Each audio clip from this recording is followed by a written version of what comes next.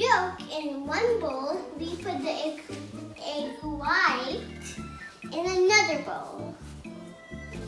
Do that with the second one. Then mix the egg. So now I'm going to put this one inside one pan. I'm going to put the egg white inside the other pan.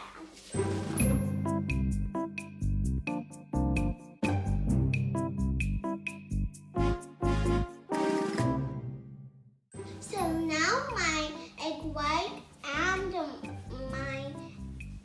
and my yolk is ready. Now I'm going to cut the yolk.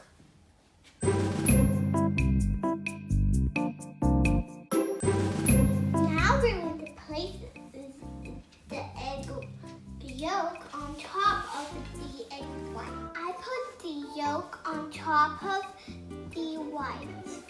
You can put it anywhere, even around. You can make it any shape, but I choose this. You can put any sweets, even strawberries, blueberries, grapes, anything.